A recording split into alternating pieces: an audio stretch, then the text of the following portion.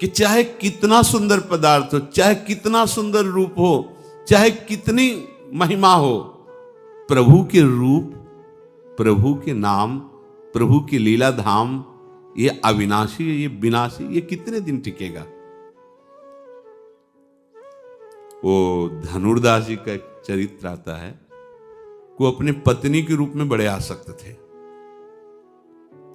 ब्रह्मा जी ऐसी रचना किसी किसी के रूप की करते कि थोड़ा सा ऐसा आकर्षण होता है, लेकिन उन्हीं आंखों को जो संसार को देखती है। अगर आपकी भागवतिक महामहिम प्रियाजू की भावना करने वाली आंखें हैं तो सच्ची मानना जैसे मकान में आग लगा दे और खंडहर जैसा दिखाई देता है, या तो ऐसा पूरा विश्व दिखाई देगा और या तो उन्हीं की अंग कांति दिखाई देगी, दूसरा नहीं। कोई रूप ही नहीं। क्या रूप है, किसका रूप है, कहां रूप है वो? जो रूप तेरो रूप कहते नहीं आवे, उसकी भावना कर रहा है। ऐसा रूप कोट मनमथ लालजू का, उसको रूप को ये उधर दृष्टि नहीं, जागतिक दृष्टि है, तो उसमें थोड़ा सा आकर्षण उसको अपनी आसक्ति के कारण लगता है। वो इतने आसक्त थे कि पत्नी से नेत्र हटा ही नहीं सकते थे। जैसे सामान लानी बाजार से कुछ, तो धनुर्दास जी नहीं ला सकते थे, पत्नी को चलना पड़ेगा साथ। पूरी एकाग्रता समिटी हुई थी। तो जैसे धूप है तो रूप दर्शन हो और उसको कष्ट ना हो, ऐसे छाता लगा के बैग चलते थे उल्टा, पत्नी के रूप में। बहुत से लोग उपहास करते, उनको कोई से फर्क नहीं था, वो बस ऐसे। आचार्य चरण से कुछ शिष्यों ने जाके कहा, हे प्रभु एक ऐसा स्त्रैण देखा, वो तो ऐसा, अच्छा इतना रूपाशक्त है, तब तो काम का आदमी है। नजदीक गए और कहा, भाई तुम इतने आसक्त हो, तो उनका ये रूप ही ऐसा, हमारी पत्नी का, हम इसके बिना जी नहीं सकते। बोले अगर इससे भी सुंदर रूप हो तो? बोले हो ही नहीं सकता, आसक्ति का विषय होता है, हो ही नहीं सकता। उन्होंने ऐसे स्पर्श होते या शुभों का नाश हुआ, और भगवान आचार्यों के अधीन होते हैं। वो जिसको चाहे उसी क्षण भगवत साक्षात्कार करा दे, बिना किसी भक्ति के अधिकार के भी। नरवाहन प्रभु निहार लोचन भर घोष नार, नक्षिक सौंदर्य काम दुख, जो अत्यंत दुर्लभ रूप प्यारोढ़ क्षमते इन अच्छी सुखादि नाम तो ध्यान गम। आचार्य चरण ने नरवाहन जी को ऐसे, जो हिंसारत भयंकर अपने अनुयायियों को लेकर के चोरी करना, मारना, काटना, सबको ऐसे नरवाहन प्रभु निहार, जगाई मधाई को ऐसे भगवत साक्षात्कार करा। आचार्यों के अधीन भगवान होते हैं, इसलिए बिना आचार्य शरणागति के रस मार्ग या कोई भी मार्ग पुष्ट नहीं होता, आचार्य आश्रय से। क्योंकि हमारी सामर्थ्य क्या है, पर आचार्य के बच्चा बन गए तो जैसे बच्चा बनने पर पिता की प्रॉपर्टी मिल जाती है, ऐसे आचार्य शरणागत को इष्ट देव का साक्षात्कार हो ही जाता है। जो आचार्य के दृढ़ शरणागत, जे ही रंगनाथ प्रभु का रूप प्रकाशित हुआ, छूट गया छाता, मुड़ गए और आजीवन के लिए मुड़ गए, दोबारा कभी नहीं झांक के देख। ऐसा रूप घृणा हो जाए आपको। देखो हमारी प्रियाजू की सेवा में जो सहचरियां हैं, लक्ष्मी कोटि विलक्षण लक्षण लसल लीला किशोरी सतई। जो श्री जी की आराधना में, सेवा में सखियां कैसी, एक लक्ष्मी से सुंदर कोई नहीं है त्रिभुवन में। जब समुद्र से प्रादुर्भाव हुआ तो दैत्य देवता सब थे, कोई ऐसा नहीं था जो ना हो, सब मोहित हो गए थे, कोई नहीं बचा था जो लक्ष्मी जी के लिए लालायित ना हो गए हों। आज भी त्रिभुवन में कौन नहीं लालायित है लक्ष्मी जी के लिए? सब लालायित है। जय कुछ तो मिल जाए, एक अंश में मिल जाए, सब लक्ष्मी के लिए। लेकिन लक्ष्मी जी ने जो बिल्कुल लालायित नहीं थे, बिल्कुल देखा नहीं उनकी तरफ, उन भगवान श्री हरि के चरणों का आश्रय लेकर उनका वर्ण किया। इतनी सुंदर लक्ष्मी जी, कोई नहीं बकाया था। जो लक्ष्मी जी से आकर्षित न हो गया हो। और यहां क्या वर्णन, लक्ष्मी कोटि विलक्षण लसल लीला किशोरी सतई राराध्यम ब्रज मंडले मधुरम राधा। हमारी स्वामिनी जी कैसी सखियों से सेवित हैं? एक सखी का सौंदर्य करोड़ लक्ष्मियों को आश्चर्यचकित कर दे, करोड़ लक्ष्मियों को मूर्छित कर दे। ऐसी सुंदर सखियां तो प्यारी जू कैसी होंगी? प्यारी जू जिनके लक्ष्मी जी चरण चापती रहती हैं, उन लाल जी को मूर्छित कर देती है, ऐसी प्यारी जू। अब कौन सा रूप भैया देखोगे? कौन सा रूप देखोगे? ये रूप देखो, ये वैभव। मन को समझाओ, यहां कोई रूप है? यहां कोई रूप वाले? थोड़ा सा ऐसे सफेद सफेद लगा लिया हो, ऐसे गाल लाल नहीं है, ऊपर से लाली लगा रही, एक एक बाल नोचवाकर भौंका। ये सुंदरता है? ये इसे सुंदरता कहते हैं? सुंदर बनना नहीं। सुंदर कौन बनता है? बोले सखी, जो इनको देखने आवे वो भी सुंदर हो जाए।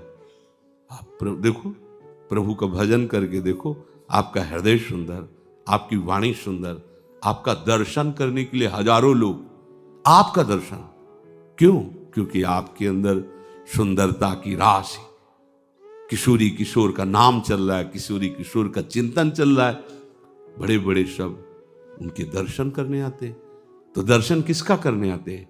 उस सौंदर्य की जो राशि है, उनकी आराधना की, इसलिए उनका दर्शन करने। ये रूप कोई पांच भौतिक रूप कोई सुंदर है? ये रमणीयता जो तुम्हें दिखाई दे रही है, सुख जो तुम्हें दिखाई दे रहा है, ये मायाकृत आकर्षण है।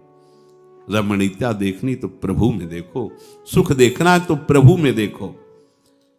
तो तुम अपने मन को या तो रागपूर्वक इधर लगाओ और या दोषपूर्वक उधर देखो, उधर से हटाओ। कहीं भी गुण नहीं, वास्तविक कहीं गुण नहीं। मन को दोष देखने पर ही हट सकता है। जहां जहां कई बार सुनाया है, तो राजकुमारी को देख करके एक साधारण कार्य, राजकीय कार्य करने वाले कि लड़के का मन आसक्त हो गया, और कहीं ऊपर छत में हो, देखा रूप तो आसक्त हो गया। अब उसको तो खाना पीना सब अच्छा नहीं लगने लगा। उसकी मां ने बहुत भाव को ताड़कर पूछा कि बेटा आप हमसे मत छुपाओ, क्या बात? तो उनका अब तो मेरे को मरना ही है, क्योंकि उपाय कोई हो नहीं सकता। मैंने वो रूप देखा ऐसा उसका, अब मैं जीवित और मैं प्राप्त कर नहीं सकता, जानता हूं। एक छोटी सी राजकीय सेवा का कार्य करने वाला राजकुमारी का कैसे अधिकारी हो सकता है? मां ने विचार किया कि अपने बेटे की रक्षा के लिए एक बार राजकुमारी के पास जाऊंगी, चाहे मृत्यु दंड क्यों न दिया जाए। ये मां का हृदय होता है। वो गई, प्रणाम किया और कहा, आप हमारी पीड़ा को समझ सकते हैं। यद्यपि मुझे कहने में भय लग रहा, बिल्कुल अधिकार नहीं है, पर आप स्त्री हृदय आप भी हैं, तो आप समझ सकती मां का हृदय कैसा हो। मेरा बेटा पता नहीं आपको कैसे देख लिया और आपके रूप पर आसक्त है। बहुत दिन से वो न खान पान ऐसे कह रहा, बस मुझे मरना है। तो सत्संगी थी, विवेकवान थे, उनका बिल्कुल घबराने की जरूरत नहीं। अपने बेटे से कह दो 8 दिन बाद हम मिलेंगे, खाओ पियो, महल लिवा लाना। झाकुश ने बताया, वो तो राजी हो गया, खाने पीने लगा। ठीक, उसने 8 दिन आयुर्वेदाचार्य से औषधि ली, जिससे मल साफ हो, बार बार शौच, बार बार, और सोने के घड़े में भरवा के रखवा दिया 8 दिन का। उसी कमरे में उनके ढक्कन खुला रखा, पूरा कमरा बदबू से युक्त, गाल से। अब 1 दिन में अगर 10-20 शौच हो जाए तो हालत बदल जाएगी। 8 दिन से बराबर लाओ लिया, जो एक कमरे में से। बोले वो रूप कहां गया? बोले घड़े में भरा है इनमें, देखो इन घड़े में।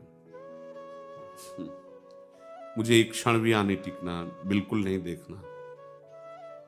मल से युक्त है ये निर्मल रूप थोड़ी है। निर्मल रूप प्रियालाल का चिदानंदम है। वो किसी पदार्थों के सेवन से थोड़ी है, वो आत्मस्वरूप सच्चिदानंद। यहां कौन सा ऐसा रूप है, कौन सा ऐसा पदार्थ है, कौन सी ऐसी वस्तु है? मन को विचार के द्वारा दोष पैदा करके या इधर राग पैदा करके प्रभु की तरफ हटाओ। दूसरी बात ये, नियम की बड़ी मार मन पे पड़ती है। मन को मारने के लिए नियम का बहुत पालन करना जरूरी है। आप अपनी दिनचर्या ऐसी बनाएं, या गुरुजनों से जो पास हुई दिनचर्या, आपके पास प्रातः काल से शयन काल तक 1 मिनट भी खाली नहीं होना चाहिए। ये आप देख लो, जो अभी तक चर्चा हुई वो पूरे संसार में दोष दृष्टि करके भोगों के प्रति या प्रभु पे महत्व बुद्धि करके छोड़ दो, राग छोड़ो। वास्तविक कहीं सुख नहीं है। आप लोग देख लीजिए, विवेक से देख लीजिए, अभी तक सब वही करते रहे हो जन्म जन्मांतर। अब हमको मन की ये जो बलवान वृत्ति है, प्रमथन स्वभाव वाली वृत्ति है, इस पर अंकुश करना है। कैसे करना है? प्रातः काल जगने से लेकर शयन तक 1 मिनट भी आपका खाली नहीं होना चाहिए, आपकी दिनचर्या में होना चाहिए। नियमित दिनचर्या बनवा लीजिए या बना लीजिए अपने बड़ों से, अपने पूज्यजनों से पास हमारी ये दिनचर्या, जीवन में उसका उल्लंघन नहीं होना चाहिए। ऐसी दिनचर्या नहीं, कागज वाली दिनचर्या नहीं, आपकी वास्तविक दिनचर्या जो है वही होनी चाहिए। जिस समय जो आदेश हुआ है कार्य का, आपको उसी समय वही कार्य करना है।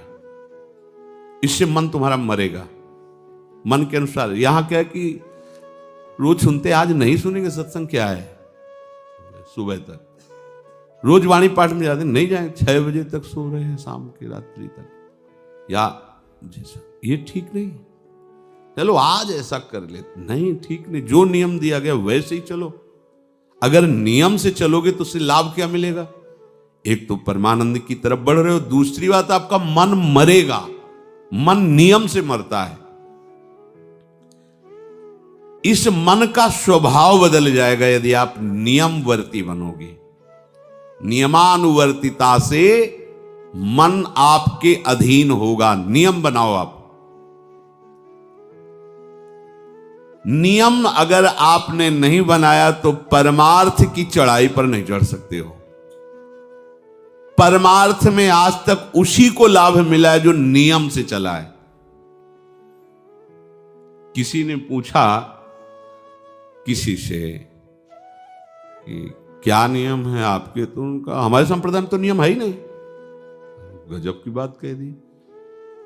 यहां का जो नेम है वो प्रेम से शासित है।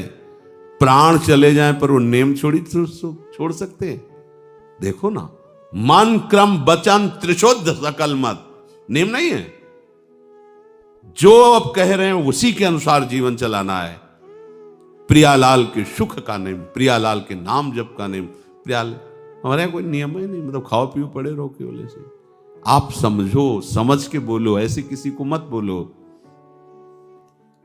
परमार्थ में आज तक जिसको भी लाभ मिला है नियम से चलने वाले को प्राप्त हुआ है।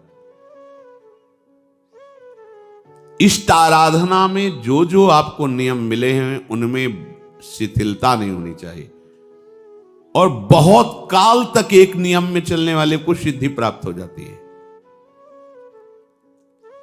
जिस स्थान पर, जिस आसन पर, जिस समय पर जो मंत्र जितना, वो नियम होना चाहिए। ऐसा नहीं कि आज 20 माला जप लिया तो कल 10 माला जप कर लिया तो 2 दिन जपा ही नहीं फिर आगे, ऐसे नहीं होता। एक नियमानुवर्तिता। 5 मिनट का भी अंतर आपके नियम में जब नहीं पड़ने लगेगा, नियमित नियत समय, यह संतों में देखा गया है। 6 बजे उठना, 6 बजे शयन, 6 बजे उनकी जो दिनचर्या, एक दिन अगर देख लो तो दूसरे दिन तुम कह सकते हो इस समय ये साधन कर रहे होंगे, क्योंकि उनका नियम है, वो वैसे ही मिलेंगे। बड़े बड़े महापुरुषों में देखा गया है। ये 2 बजे के जगने का समय तो मतलब जैसे लगभग विषयी पुरुष सब सोते हैं, ऐसे लगभग जो भगवत प्राप्ति की लगन वाले साधु 2 बजे जग जाते हैं सब। ये नहीं, कोई आश्चर्य की बात नहीं है। हमने देखा है गंगा के किनारे जैसे ब्रह्म 2 बजे शुरू हो जाता है, कुआं से जल अर्चना और सब दिनचर्या गंगा नहाने के लिए, फिर जाना बाद में, यहीं से स्नान करके फिर बाद में गंगा स्नान करने जाना।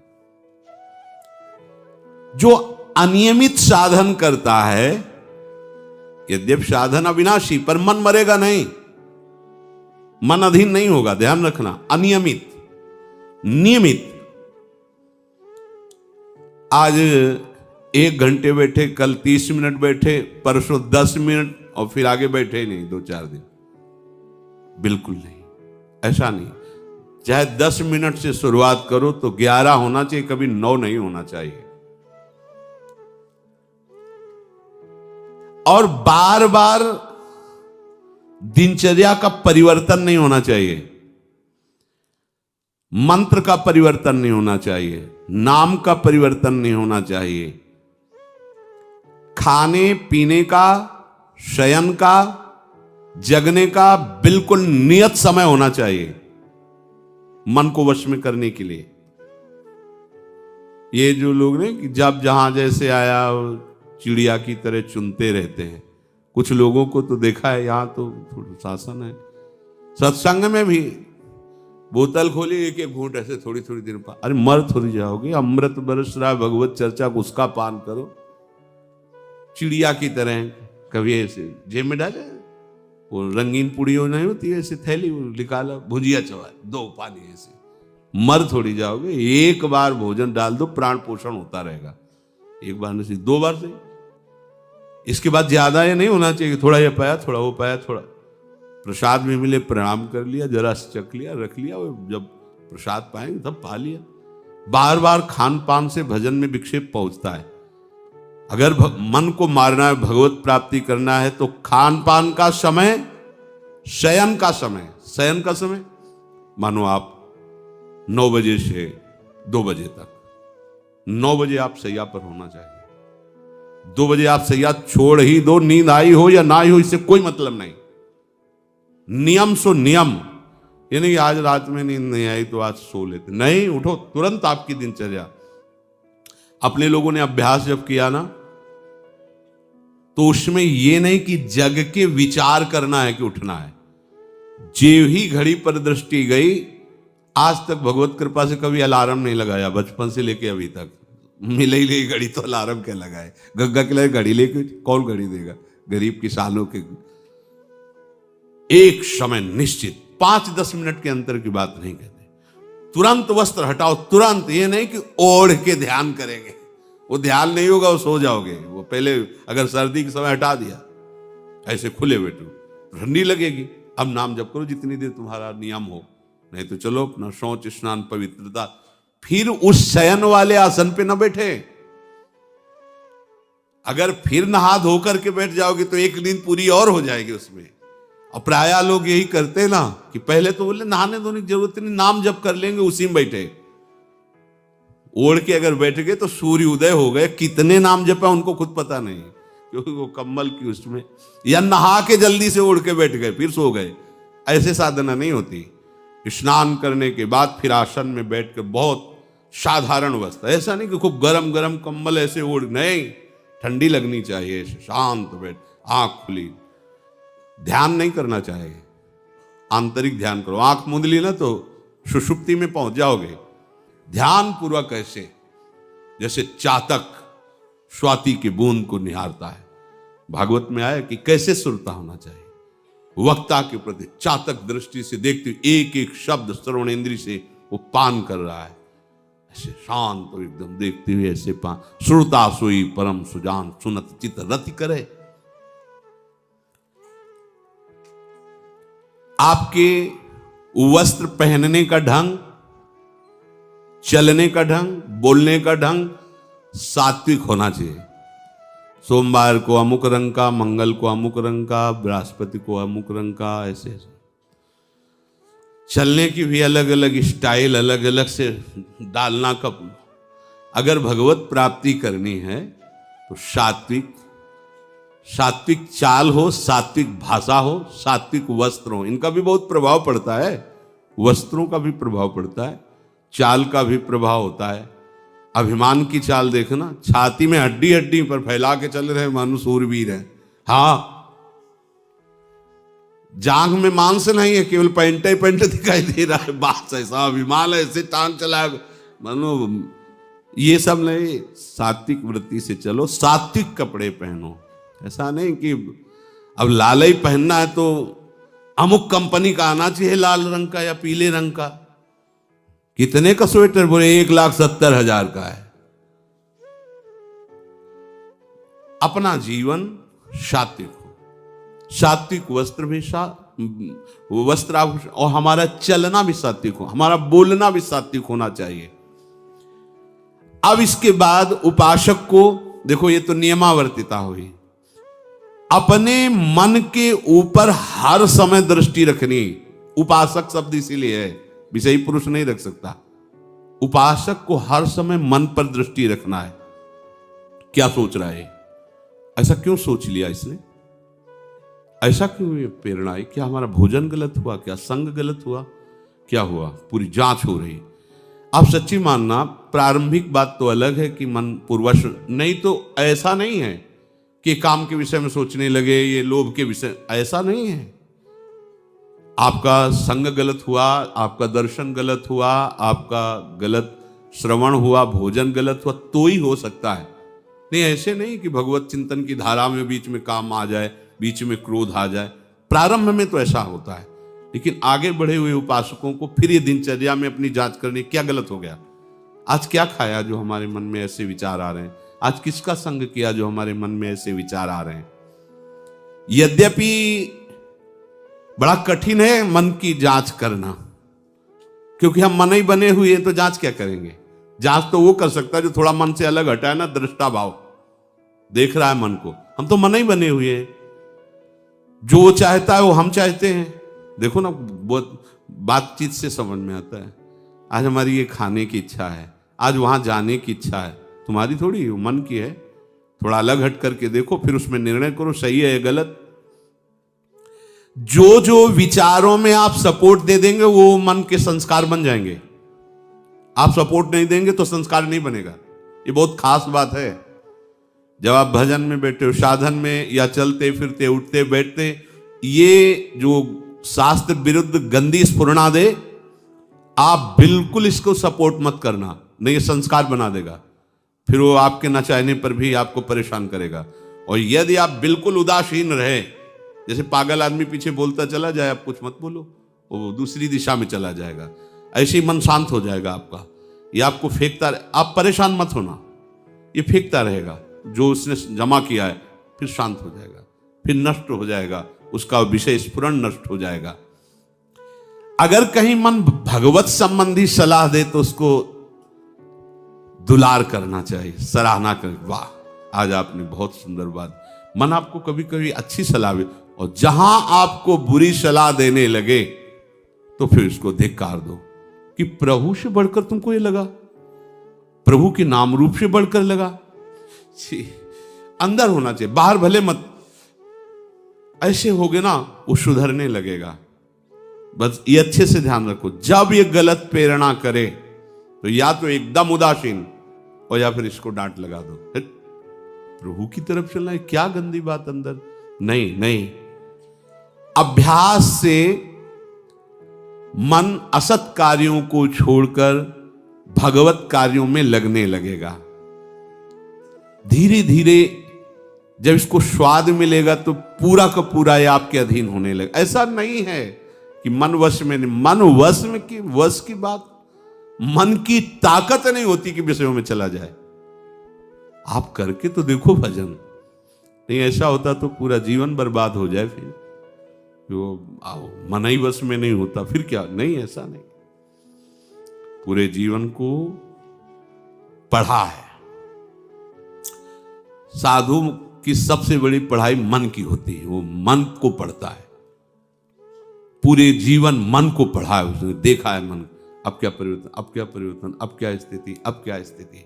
सच्ची मानिए, एक दिन मन मनमोहन बनकर के अनुभव करा देता है। कहीं और अनुभव नहीं होता, इसी में अनुभव होता है। निहाल कर देता है, धन्य धन्य कर देता है। बस इसके असत वासनाओं, असत चेष्टाओं, असत स्फुरणाओं का आप साथ न दें तो ये आपसे अलग हो नहीं सकता। ये भगवदानंद में डुबो देगा। इसे अधिक से अधिक भगवत चर्चा सुनाओ, इसे अधिक से अधिक प्रभु की छवि के दर्शन कराओ। देखो, भरो, मन में भरो, खूब भगवत चर्चा करो। प्रभु की श्री विग्रह, आप जिस कमरे में शयन करते हो उस कमरे में कहीं भी कोई सांसारिकता नहीं होनी चाहिए। परिवार की फोटो या किसी अन्य आकर्षणकारी वैभवशाली की फोटो, ऐसा नहीं। या कोई अपने आराध्य देव गुरुदेव संत भगवान, एक से एक भगवत प्रेमी महात्मा, उनकी संतों की छवि, प्रियालाल की छवि, जिधर दृष्टि जाए भगवत स्मृति में लगा दे। उठते बैठते अपना तो कमरा अंदर से ऐसा ही होना चाहिए, पूरे कमरे में नाम लिख लो, राधा राधा राधा वल्लभ सिंह, राधा राधा राधा राधा, या लिखी हुई टांग, बहुत आपको लाभ मिलेगा। जिधर अब राधा राधा राधा, अखंड स्मृति। और उस जो आपका वास्तविक साधन कक्ष हो, शयन कक्ष हो, अगर ऐसा हो जाए तो बहुत बढ़िया है।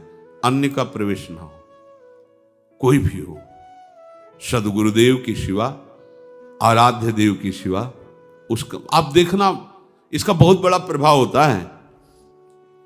कई बार इस बात का अनुभव हुआ कि जैसे बाहर मन विक्षिप्त हो गया किसी बात से, किसी उपासक से, और जे भी एकदम जैसे एकदम बदल गई व्यक्ति, और भजन बड़ी तीव्रता से होने, क्योंकि वहां परमाणु भजन के वो भागवती कक्ष होता है। इसके लिए भाई जी ने भी सावधान किया। अगर ऐसा हो जाए तो, मान लो असुविधा है तो कोई बात नहीं, अगर ऐसा हो जाए कि भगवत मार्ग के पथिक का जो वास स्थल है, जहां वो शयन करता है, बैठता है, उसमें सांसारिक पुरुषों का प्रवेश ना हो। इसलिए हो सकता शब्द लगाएगा, एक ही परिवार में रहते हो, आप ऐसा झगड़ा करोगे कि हमारे कमरे में ना जाए कोई रिश्ते नातेदार या अन्य परिवार के सदस्य, कठिन हो जाएगा। अगर हो सकता हो तो भगवत प्रेमी महात्मा के शिवा, भगवत भजन करने वाले के शिवा प्रवेश न हो, तो आप देखो कि उस कमरे में ऐसी परमाणु आ जाएगी कि आपका मन वहां प्रवेश करते ही भजन में लगने लगेगा, बड़ी शांति का अनुभव होगा। इसे खूब भगवत चर्चा सुनाओ, भगवत चर्चा करो, और भगवत श्री विग्रह के दर्शन कराओ, बड़ा लाभ मिलता है। जिसे आप जहां शयन कर रहे हो, सामने अगर अपने आराध्य देव की छवि हो ना, बार बार बार बार दर्शन का शौक, और कभी कभी तन्मयता एकाग्रता करते हुए अगर शयन कर जाओ तो स्वप्न में वही छवि के दर्शन करते हुए पाया जाता है। एकाग्रता का बड़ा महत्व है। अगर आप नाम में एकाग्र करके सो जाओ तो आप देखो जगते समय आपकी वही नाम चलता मिलेगा। मन के कहने में कभी अपने आप को मत फंसाओ। मन लोभी, मन लालची, मन चंचल, मन चोर, मन के मत चलिए नहीं, ये पल पल में कुछ और, ये भटकाता रहता है। जब तक ये प्रभु की तरफ आपको प्रेरित ना करे तब तक इसको अपना दुश्मन मानकर इसका विरोध ही करते रहिएगा। मन का जैसे अपने दुश्मन के प्रत्येक कार्य पर निगरानी करने वाला दुश्मन के प्रहार से बच जाता है, क्योंकि हर क्षण वो सावधान रहता है, वैसे ही जो उपासक मन पर नजर रखकर इसे दुश्मन के भाव से देखता है वो सावधान रहता है और मन के प्रहार से बच जाता है। जहां कहीं ये उल्टा आपको ले जाने के लिए करे, बस इसकी सुनना नहीं, बिल्कुल इसके विरोध में हो जाना। ये बड़ा बलवान है पर तुमसे बड़ा नहीं, ध्यान रखना, ये तुम ही से बलवान है, तुम ही से खा पी के तुम्ही को पटकेगा अगर इसके अनुकूल रहे। और अगर आप अपने, तो ये इसकी ताकत नहीं आपको गिरा दे, क्योंकि बिना सपोर्ट के आपके कुछ नहीं कर सकता। पक्का आप सपोर्ट मत कीजिए, ये आपका कुछ नहीं बिगाड़ेगा, पर इसका स्वभाव है कि एक क्षण में अपने अनुकूल कर लेना। जहां दिखाया कि हम आपको ऐसा सुख प्रदान करेंगे, जल रहे हो ना, अभी आनंदित हो जाओगे तो आप दस्तखत कर दोगे, जी बस वो ले गया। आपके दस्तखत के बिना कुछ नहीं कर सकता। कई बार इससे उपासक को हारना होगा, क्योंकि बताया नहीं वो दस्तखत करवा लेगा, पर तुम साहस मत छोड़ना इसके परास्त करने का। सैकड़ों बार ये हराता है। सच्चा उपासक वही है कि गिर करके हार करके भी उसको हराने का उत्साह न छोड़े। ये हरा देता है, बहुत बार हरा देता है, क्योंकि पूर्वाभ्यासी बहुत दांव पेच जानता है। हमको अपने अधीन किए रहता, कई बार तो ऐसे ढंग से हराता है कि समझे नहीं आता कि मुझे हरा रहा था क्या। जब हार गए तब लगता है हाँ हार तो गए, इसका मतलब हमको हरा रहा था। हिम्मत मत हारना, जीत तुम्हारी होगी, क्योंकि तुम प्रभु के सीधे अंश हो और ये तुम्हारी ताकत से बलवान हो रहा है। दृढ़ता से लड़ो तो दिन दिन तुम्हारा बल बढ़ेगा और मन का बल घटेगा, और यदि इसका सपोर्ट करते रहोगे तो इसका बल बढ़ेगा, तुम्हारा घटेगा। तुम इस पर जिस दिन विजयी हो गए तो ये मन मन न रहकर श्री कृष्ण हो जाएगा। पर ध्यान रखना, ये बहुत चतुर है, ये कभी डरवाएगा तुमको फिर अपने अधीन करेगा। ऐसा ही होता है, कभी फुसलाएगा, कभी लालच देगा, कभी बड़े सुख का प्रलोभन देगा, परंतु तुम इसके धोखे में मत आना, भूल कर इसका विश्वास न करना। अपनी हिम्मत टूटने न पावे, लड़ने में कमी न होने पावे, इससे लड़ाई लड़नी। यहां हम मन से तो लड़ते नहीं, बाहर झगड़ा करते घूम रहे हैं, इससे लड़ो, ये बेईमान जो हमको परास्त कर रहा है। अंत में आप देखोगे आपकी आज्ञा पर खड़ा हो जाएगा हाथ जोड़, अब जैसा आप जैसा, ये विश्वासी सेवक बन जाएगा। मन को कभी निकम्मा मत रहने दो। अब तो सब हो गया, वाणी पाठ भी हो गया सब, 3 घंटे तो कोई बात है नहीं, 3:30 बजे शाम के जाना है। 3 घंटे में वो इतना मसाला एकत्रित कर देगा कि 3 महीने में तुम सत्संग के द्वारा उतना सामग्री नहीं एकत्रित कर पाओगे उसको हराने के लिए। बहुत चतुर है, इसको खाली मत रहना। एक आदमी ने भूत सिद्ध किया, भूत सिद्ध हो गया। भूत ने कहा कि काम बताओ हमें, अमुक काम, एक क्षण में कराया, और बताओ। और क्या बताएं? बोले काम नहीं बताओगे तो उठा पटक देंगे तुम्हें, हम तुम्हें मार देंगे हम। वो जो भूत सिद्ध करने के लिए मंत्र दिया था वो गुरु के पास गया, बोले महाराज वो तो कह रहा मार डालेंगे अगर काम नहीं बताओगे। ठीक है, एक लंबा बांस खड़ा कर दिया और कहा इस भूत को आदेश करो, इस पे उतरो चढ़ो, जब तक हम कोई काम ना बताएं तो यही तुम्हारे ऊपर का विषय। बस ऐसे ही मन भूत है, उठा पटक देगा आपको किसी न किसी विषय में। इसको काम बताओ, क्या? राधे श्याम राधे श्याम राधे श्याम, चढ़ते उतरते रहो, इसी नाम में चलते रहो। जब और कोई काम होगा तो बताएंगे, चलो सेवा कर लो, बाड़ी पाठ कर लो, नहीं है ना, राधे श्याम राधे श्याम राधे श्याम। पक्का समझो भूत है, मार देगा तुम्हें। अगर राधे श्याम रूपी बांस में इसे चढ़ाओगे, उतारोगे नहीं तो पटक देगा किसी न किसी विषय में, फिर छाती जलेगी, दिमाग खराब होगा, डिप्रेशन में पहुंच जाओगे। ये ऐसे ऐसे कर्म करवा देता है कि लगता है अब भी इसकी जरूरत है। प्रभु के होके, प्रभु का नाम जप करके, प्रभु के मार्ग में अब भी इसकी जरूरत है। जो तुमने किया, जो तुमने सोचा, जो तुम सोच रहे हो, इसकी जरूरत है। बहुत सावधान, नाम कभी छूटे ना इसको। उसमें ये निकम्मा मन बर्बाद कर देता है। निकम्मा रहोगे तो इधर उधर की बातें सोचेगा। एक और बात बता दे, जब तक नींद ना आवे तब तक लेट करके भजन मत करना। किडनी थोड़ी खराब है तुम्हारी कि तुम्हें बैठने में परेशानी। अपने लोगों ने ऐसा किया है कि अब जैसे रात्रि में है माला लेके बैठ गए, अब नींद नहीं आ रही है तब तक माला चल रहा है, भजन चल रहा है। जब नींद आने लगी धीरे से माला छाती में रखा है, अगल बगल कोई अपने माला में ही है। अब लेट करके कि नींद का इंतजार, तो नींद तो आए कि ना आए, लेकिन ये क्या क्या प्रोग्राम आ जाएगा वो आप देख लो। नए साधक सावधान नहीं रहते तो दुर्दशा अपनी कर लेते हैं क्रियाओं के द्वारा, अन्य चेष्टाओं के द्वारा।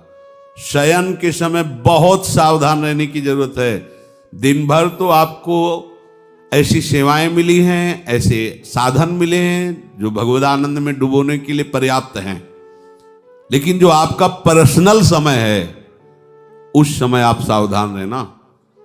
अब आप फुर्सत में लेट गए, जे भी फुर्सत सोच के लेटे कि सब हो गया, अब उसका प्रोग्राम शुरू मन का। अब आपकी इधर उधर चित्तवृत्ति, फिर मोबाइल जो पास है तो फिर क्या कहना है, मन को तो मानो अमृत मिल गया, वो आपको प्रेरित करेगा। जहां आपने कोई गेम ये वो नौटंकी नाटक की, जहां बस उसको मसाला मिल गया वो आप काफी है, वो आपको ऐसी जगह पहुंचा देगा कि सुबह दिनचर्या में हाजिर नहीं हो पाओगे। कहां है वो? बोले अभी तो आया ही नहीं वो। क्यों? मन ने उसको परास्त कर दिया, इसलिए नहीं आया। बहुत सावधान। ये निकम्मा रहेगा तो बुरी बुरी बातें सोचेगा। खास बात है दिन भर सावधान रह सकते हो माना, लेकिन शयन के समय जब आप अपनी सैया पे गए, आप होश ठिकाने रखो, बिल्कुल सावधान। यहां थोड़ी तुम्हें सावधान रहने की जरूरत है, अभी तो सावधान आई हो, नहीं तो अभी खड़े हो, तुम्हारे पितर तक तृप्त हो जाएंगे अभी है। लेकिन कमरे में सिटकिनी बंद, अब शयन के लिए गए, आप होश में, यही होश खो जाते हैं। ध्यान रखना, मन आपसे ऐसी चेष्टाएं कराएगा, क्रियाएं कराएगा, ऐसा दर्शन कराएगा, ऐसा सोचवाएगा, पूरे दिन की साधना को मटिया पलेट कर देगा, पोछा लगा देगा। हमारी प्रार्थना मान लेना, जब तक नींद ना आवे तब तक सोने के लिए आप लेटना नहीं। यदि जवान साधक हो, माला हाथ में, ऐसे दोनों हाथ कब्जे में है, जवान से नाम या मंत्र अंदर। अब थक गए, सो गए तो ऐसे सो जाओ, आपकी शैया परम पवित्र है। अगर घंटा 2 घंटा इंतजार नींद का तो पक्का वो भ्रष्ट करा के रखेगा, पक्का। हमारी बात लिख लो। सावधान, शयन के समय हर उपासक सावधान। उस समय विशेष आवश्यकता आपको भजन की है, क्योंकि वो एकांत है और आपके ऊपर उस समय मन को हावी होने का अवसर मिल गया। इसलिए सावधान, सत्संग को सुना जाए, मनन किया जाए और आचरण में उतारा जाए, और इस भूत को हर समय नाम रूपी बांस पे चढ़ाते उतारे। राधे श्याम, राधा वल्लभ श्री हरिवंश, राधा वल्लभ श्री हरिवंश।